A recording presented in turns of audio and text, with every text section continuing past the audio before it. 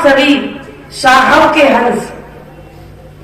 हमारे गुरुदेव लगभग 90 वर्ष की अवस्था में शरीर छूटा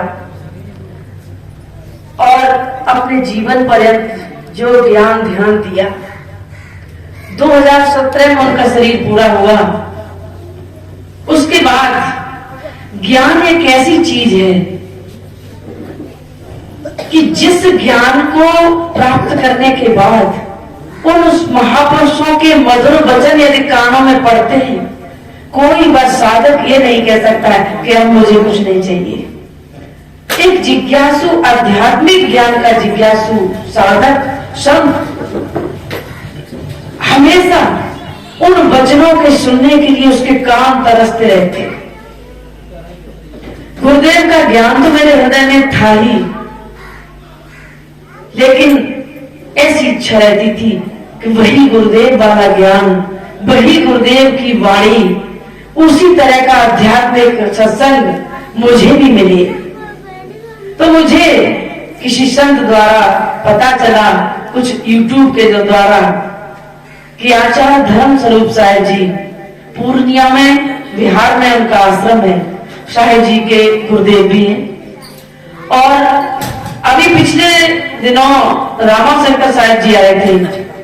दोनों ही संत गुरु भाई हैं, एक ही गुरु जी के लाल हैं। तो मुझे उनके बारे में जब पता चला तो उनसे मिलने गए और शुरुआत में 5 दिन लगातार उनके पास रहे। गुरुदेव की सेवा का अभ्यास चढ़ा हुआ था। मुझे लगा ही नहीं कितनी दूर हम पहली बार आए। पूरे आश्रम में हम 5 लोग थे।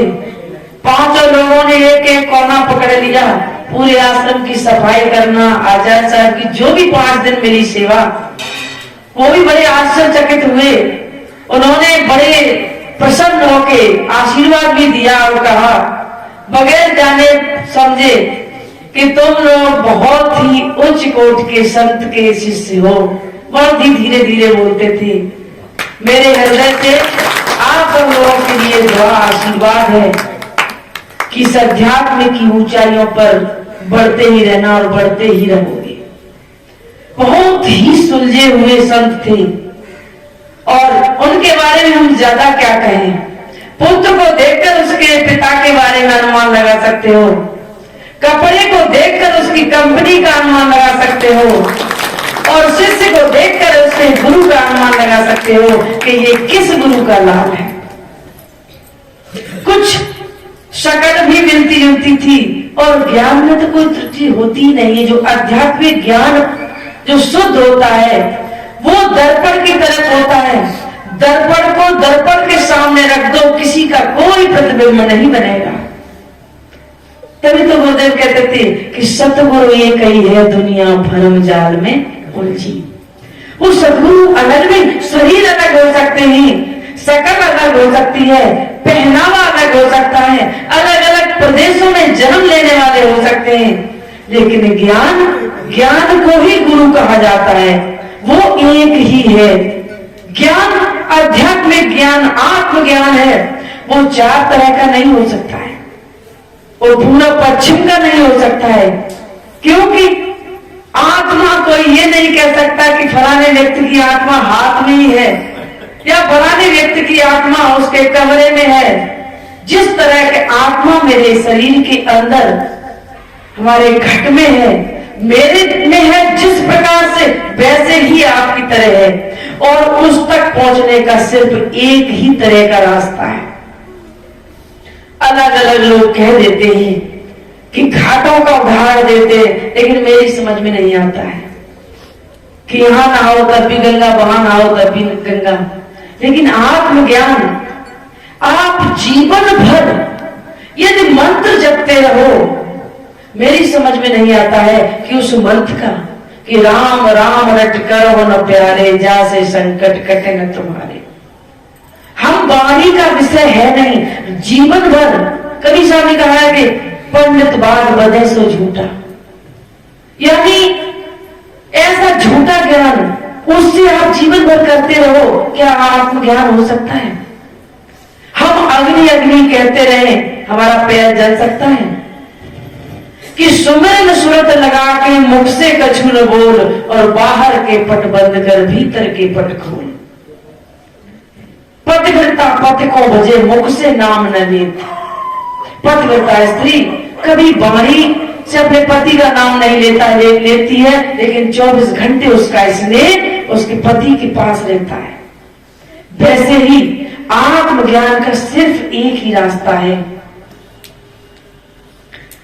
बाहर से अंतर्मुखी होते आओ, तत्वों से, इंद्रियों से, अपने अंतःकरण से, मन से, श्वास से, सबसे आप ऊपर उठते आए।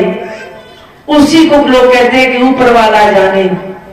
ऊपर आसमान की तरफ नहीं है, ऊपर मतलब ऊपर, परे, सर्वोपर वो मेरी आत्मा है जो सबका दृष्टा है। और उस आत्मा के ध्यान के लिए आप जिसने भी, अंतिम निचोड़ की बात बता रहे हैं कि जिसने भी उस आत्मज्ञान के लिए जो साधना के द्वारा सदगुरु के वचन मानने के अनुसार आत्म साक्षात्कार किया, सिर्फ वही उसको जान सकता है।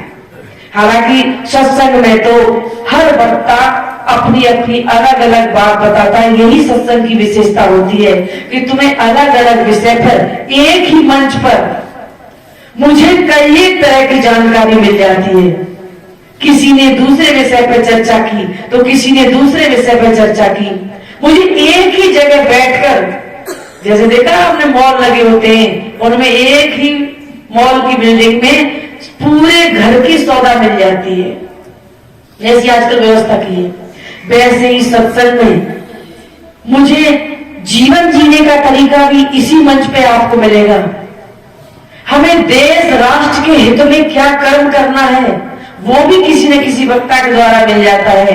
हम परिवार में कैसे रहें, कैसे हम सुख और शांति से और प्रेम से रह सकते हैं, वो भी इसी मंच से मिलता है। और मेरे जीवन के उद्देश्य, मेरे आदर्श क्या हैं, उनको कुरेद के संत निकालते हैं।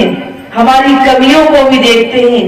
किसी भी कमी को संतों के द्वारा बताने पर आत्मज्ञान करो, मनन करिए, कभी भी बुरा मत मानिए।